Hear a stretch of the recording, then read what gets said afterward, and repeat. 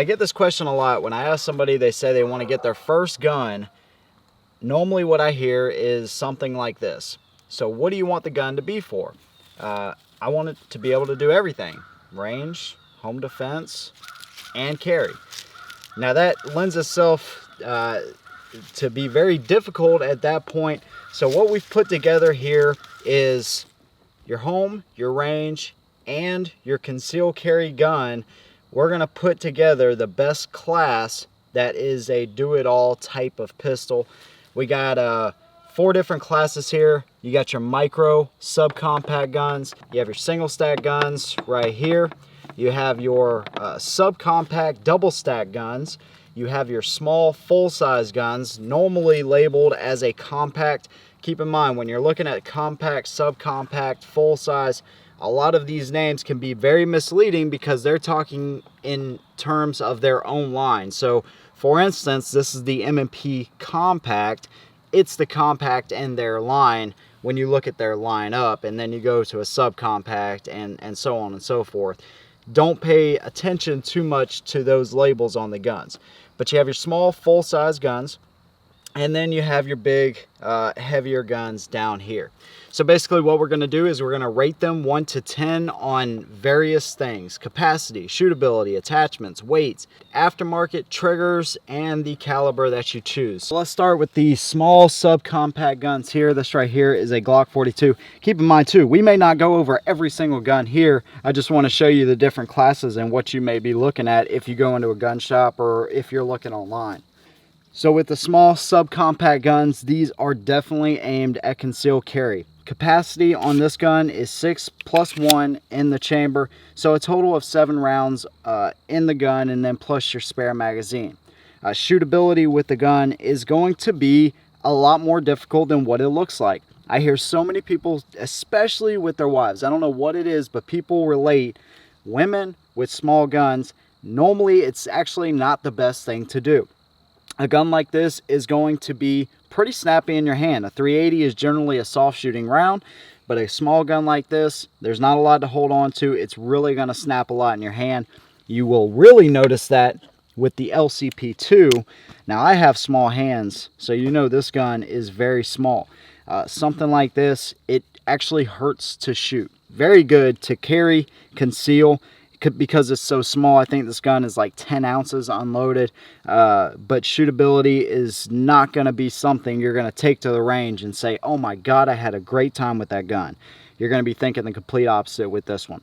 Attachments, there are, especially on the Glock 42, there are laser attachments and things like that that you can put on there.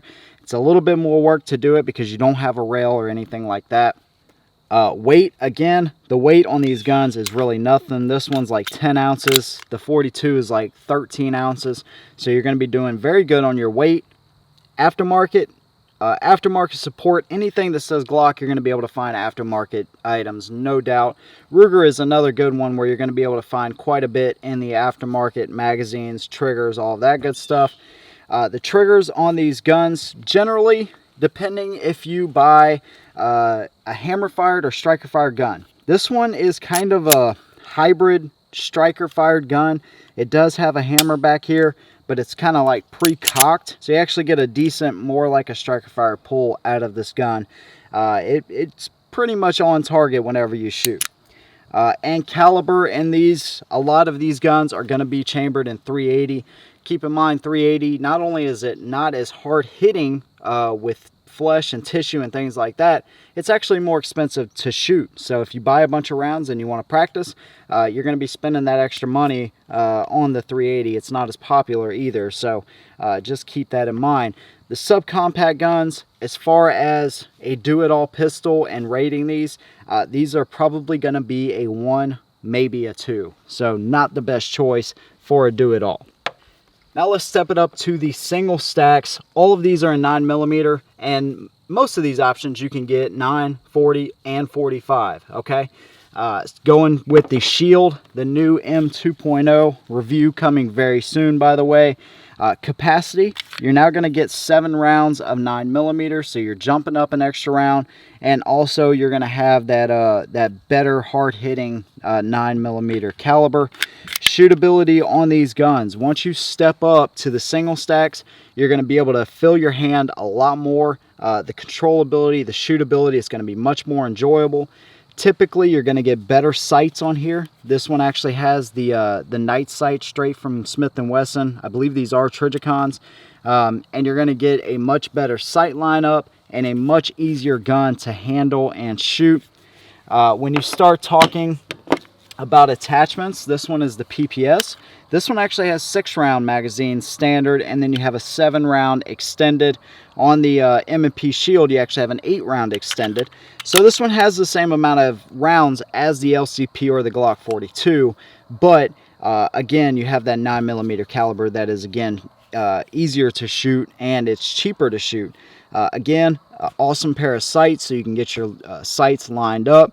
On your attachments, you again have, most of these guns are going to use a trigger guard attachment, so your light laser combos, most of the time that's what you're going to have to use to get your attachments on there. Weight, when you jump up to something like this compared to the LCP, you really start to notice a difference. Mrs. Headshot, she really likes carrying the 42 compared to her Shield because it's much easier for her to conceal something like this compared to something like this. Again, that's just talking about carry and all of that kind of stuff, but you really start to notice a little bit of a weight difference. That LCP2 is 10 ounces, where this will be somewhere in the range of 19 ounces. All right, doesn't sound like a lot, but inside the waistband, inside of a purse, don't recommend it, but if you are carrying in a purse, you're going to notice that weight a little bit more. And then also you have your 45 Shield. This gun, 6 rounds in the magazine. Not even comparison though when you talk about caliber, because this 45, it really hits hard, but it's a pleasure to shoot. This is one of the better smaller 45 single stacks options as far as striker fire guns go. Aftermarket, anything M&P, you're going to be able to find plenty of aftermarket support, trigger, sights, whatever you want. And also on the Walther, you're going to be able to find some good aftermarket options as well. Triggers on these guns, generally they're going to be a little bit better. Again, it depends if you choose a striker fired or hammer fired, double action to single action, whatever you go with. The triggers are generally going to be pretty good, pretty crisp, and you know, on these Shields, they're definitely good triggers. And the PPS is no slouch when it comes to a good trigger. This thing is actually pretty amazing as far as how small this gun is. It shoots like a dream, and it has a great trigger. You know, a lot of these single stack 9s, obviously they're chambered in 9, but like I said, you can get them 40, 45, whatever your taste is. We prefer 9mm because you get so much bang for your buck, pun intended there. So the single stacks are a great option as far as being a do-it-all home range carry type of gun. You're going to be somewhere around a 4. Definitely not the best gun for the range or really home defense. Really at the range, you're going to be reloading a lot, even if you have your extra magazine. A lot of reloading is involved there. And then home defense, you have your limited attachments, so you know, and limited capacity as well. Now we're stepping it up to the subcompact double stack type of options. Again, these are really hard to label because the manufacturers call this a subcompact. Well, really, this is a subcompact. This is a micro gun. So this isn't really a subcompact, but in their line of the P320, it is the subcompact gun. All right. Now stepping up to these guns, you're going to feel a significant difference in your hand compared to the single stacks. Now you have a double stack magazine. All right. So literally inside the magazine, they kind of zigzag back and forth, so you can get typically twice as many rounds in these guns, which means you also have a thicker grip. Compared to the PPS, you can see how thin the PPS over here on the right is. You can see how thin that is. Great for inside the waistband carry, but again, it's not going to fill your hand up nearly as good as the double stacks will. Talking about capacity, let's go ahead and mention that. This one actually has a 12-round magazine. This is the Sig P320 subcompact. This is going to give you great capacity for the size of gun that we're talking about. Shootability, this gun, it shoots like a bigger gun. It really does. You're going to notice yourself probably being a little bit more comfortable with something like this. Not as much recoil because you have a heavier gun. That's something you really want to keep in mind, especially if you're shopping for somebody else, your wife, significant other, whatever. You really want to keep that in mind. The heavier the gun, typically the easier it is to handle the recoil. All right, what about the HK VP9 SK? This gun, again, you're going to get 10 round magazines with this one. You're going to get luminescent sights, all right, so they look pretty good in the daytime. They don't do you any good at night, but still, one good thing about these guns is not only do you get decent capacity, but generally you get the same features from your full-size brothers on the compact type of line here. So you have your front and rear slide serrations, you have your little charging ears right there, you have your full customizable grip all the way around, side panels, all of that. This is a German style gun. You have the magazine paddle release in the trigger guard there, and you also have your rail, so that goes to attachments. Now you can just attach a light or a laser, whatever you want to, right here. It makes it very simple, and that's something these guns are great at, is giving you that balance between carry and range and the full-size features. Weight on these guns, again, coming up from the single stacks, you're going to notice a pretty big jump. This gun, obviously, it feels heavier. It feels more top heavy. Carrying these guns inside the waistband, if you carried this for a week and carried this for a week, you would think this is almost like a really micro type of gun. That's what kind of difference we're talking about. All right, speaking of carry here really quick, a gun belt and a good holster, those are going to make all the differences in the world. For my first, I don't know, year of actually carrying every single day, I thought guns like this, and especially guns like this, were pretty much impossible for me to carry. We hooked up with a good holster company, Tolster Holster, and now that problem has been remedied with a good holster and along with a good gun belt. We also have a good gun belt company we work with. If you guys are interested, I'll leave the links down below so you can check the holster and the gun belt company out. There's also discount codes there. As you're building up your collection, you can save yourself some money on these products, but it's going to make the biggest difference when you get a good setup for carry, and it's going to allow you to carry something probably bigger than what you thought you would. So the HK VP9 SK, great gun. Also the Glock 26, probably the most popular gun in this size. Aftermarket support, anything Glock. HK is kind of limited. Sig, you have a good amount as well, but aftermarket support on your Glock, you can see here I have the Trijicon HDs, really awesome setup for the sights, so a good aftermarket support for Glock. And then your triggers on these guns are gonna be pretty different than most of the other smaller guns that we've talked about.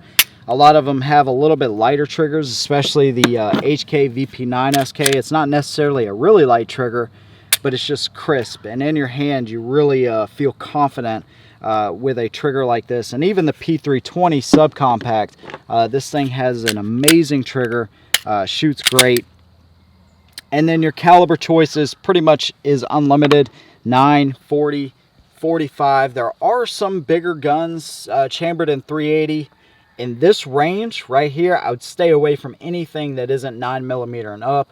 Of course, we're just talking about striker fired guns and hammer fired guns. I would stay with 9mm and up in this range because you're already getting a heavier gun, a bigger gun. You might as well go up to the 9mm at least. So as far as the grade on home defense, range, and carry, these guns are going to be right at an 8.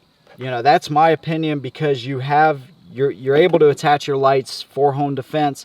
You're able to get your night sights. You can get night sights on any of these, but a lot of them come standard, like the P320. It comes with your night sights. At the range, you're not going to be reloading nearly as much because you have almost double the capacity. And being able to carry them, like I said, a good holster, good gun belt, you can carry these guns comfortably every single day. They strike an amazing balance of what I feel a lot of people are able to carry in a good home and range gun for sure. Stepping up to the small, full-size type of guns, These are gonna be your pretty much optimal range guns. All right, Sig P320RX. This is their compact. Not really a compact at all. As you can see, this is a compact, subcompact pretty much. This is not really a compact. This one already comes with an optic. It comes with the high night sights. These guns are really geared at home and range type of guns, but we'll talk about concealed carry here in a minute. 15 round magazines. Let's go ahead and talk about capacity. Now you're going to get anywhere from 3 to 6 round difference from your subcompact to your full size type of guns. This one has 15 round magazines, so it's 5 rounds more than the Glock 26 there. So you're going to get definitely more rounds out of the gun, and this is going to be great, like I said, for the range. You don't have to reload as much, so it's definitely a good thing there. And also home defense. I mean, let's be serious and honest with each other. Just because you have, you know, let's say 6 rounds in the magazine doesn't mean you're going to hit an attacker every single time, or multiple attackers. You know, the more rounds, especially for self-defense, is definitely a good thing. I don't care what anybody says. If somebody tells you they only need 1 round of 45 because they can shoot them in the big toe and they'll bleed out, I would probably not listen to those people. Just saying. Capacity on these are great. Shootability, it doesn't get a lot better than this, because you have a gun. Now you start to get out of the, I can't fit my pinky on there. I hear that a lot from, you know, a lot of new shooters, and I understand because I was there. But a lot of these guns, you have to tuck your pinky on the smaller guns. It's just the way it is. On these guns, you get out of that. So now you can get all your fingers on the grip if that's something that definitely bugs you. But that also is going to hurt you, and we'll talk about that here in a minute. So shootability is great. Here is the new M2.0 compact. The Glock 19 sized M&P that we've all been wanting for a long time. Great size, great controllability, the way it shoots, the trigger, everything is great. Your attachments, again, you have your rails on all of these guns now, so you can just attach whatever kind of light or laser or the combos that you want. Now the weight jumping up to these guns, I think it's a little less significant than our jump ups and our progression thus far. So jumping up from something like this to this, you actually don't notice a whole lot of difference. Really, where you're going to notice that, and I'll kind of show you guys here, when we're talking about carry, Miss Headshot will show you. Now you start to see the difference down there, okay? Your grip length. Your grip length is what is going to allow you to easily conceal your gun inside the waistband. This may not seem like a lot. You have, what, about an inch, but inside the waistband, this is going to print much easier than something like this will. All right, so that's something you have to keep in mind. Those extra rounds come with a price, and that is that cost. Aftermarket support for pretty much all of these is pretty good. The Canic is kind of limited, but aftermarket support, M&P, Glock, Sig, they're all pretty good. And your triggers are pretty much going to be the same as your counterparts with your subcompact or compact type of guns. They're going to be pretty much the same. So that is nice. You have consistency for the most part across the board when it comes to that. Speaking of triggers, let me go ahead and say this Canic TP9 SF Elite, it is so crisp, dude. It's one of the best striker fire triggers I think I've ever pulled. Literally, you have no take up,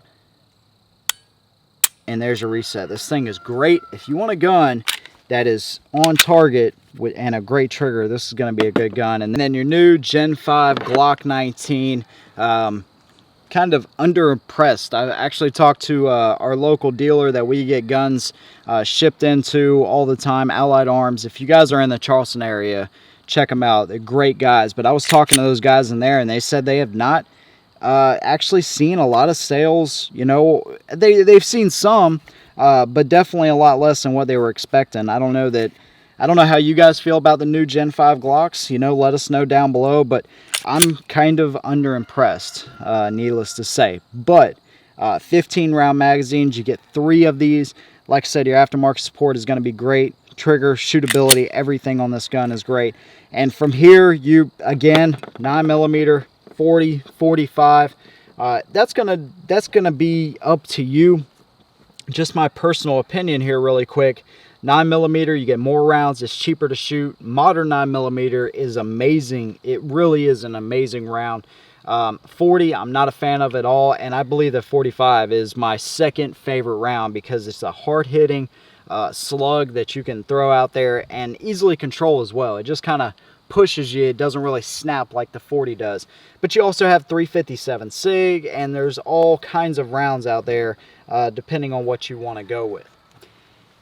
Now, last but not least, we're going to our big boys, and really the best example of my big gun is the FNX 45 Tactical.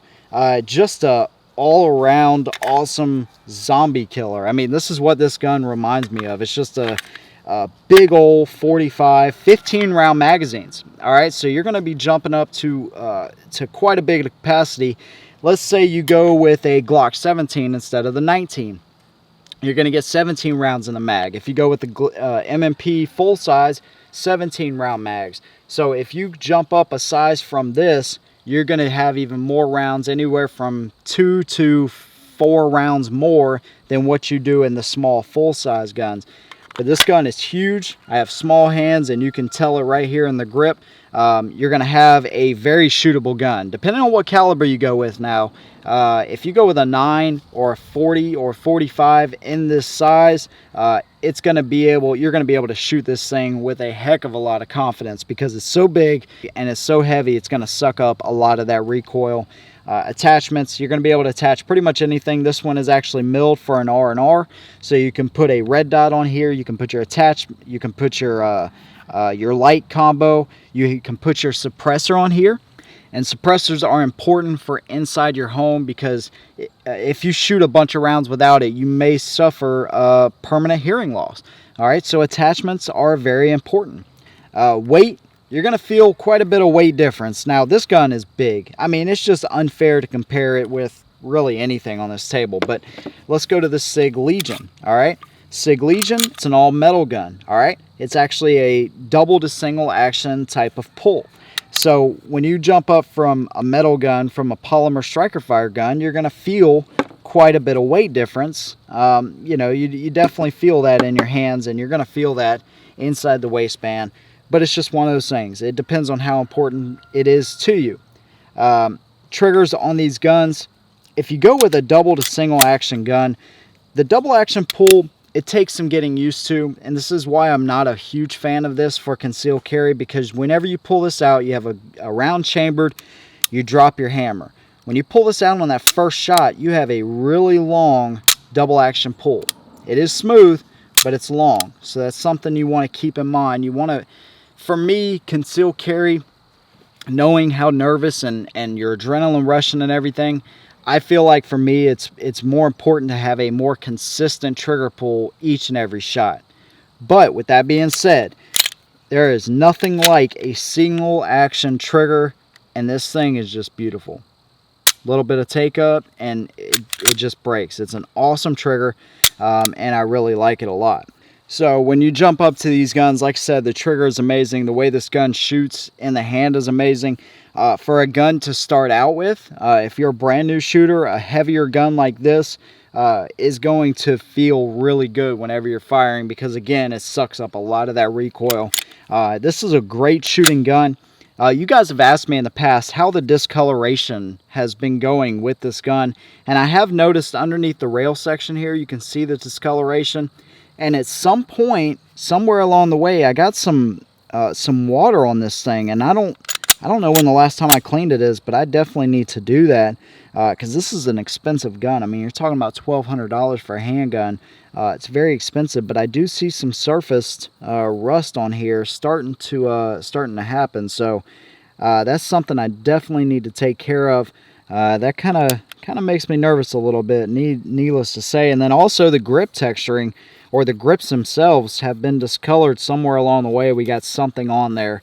So I'm definitely see what you guys are saying as far as discoloration and different things happening. Hopefully I can get rid of that rust though, because I really love this gun. Not just because I bought it, but it's just an awesome overall looking and shooting gun for sure. All right, so what about the scale from 1 to 10 on the small full size? you know, you're going to be somewhere at an 8 as well. I think I would bump these up probably to a 9 because they strike such a good balance there. These would be at a 7 or an 8. It depends on your body size. It depends on your tolerance. Again, a holster and a gun belt is going to be able to allow you to be able to carry a bigger gun for sure. Something like this that I really never thought about carrying, I'm not carrying every single day. So, you know, it really just depends on your setup. But then when you go to your bigger guns like this is going to be a 1, a 2. I mean, you know, it's just not really practical to carry something like this every day. And even the Legion, I know a lot of you guys have said you carry the Legion on a daily basis. To me, this is just too much weight when you can go with something like this, save yourself that weight, and still have the same capacity and everything. So you guys have a lot to think about. Good luck, because, you know, the market is loaded, and this isn't even, you know, a quarter or an eighth of the options that are out there. But this gives you some things to think about, some things to look forward to whenever you're going to make your decision. You definitely want to keep in mind that as you go up and down the scale, you're going to be losing and gaining things as you go along. My recommendation, check out some of our other videos, reviews on these guns. Go to your local gun shop and put some of these in your hand, and definitely fire them. If they have a range where you can rent some of these, get in there, you know, invest a little bit of money into it, and, you know, see what you come out with and what you like the best. But that gives you some things to look at whenever you're going to make your decision. Let me know if you guys can help some of the newer shooters down in the comments below. My subscribers, I appreciate everything you guys do for us. We will see you in the next one, and as always, hold 'em down.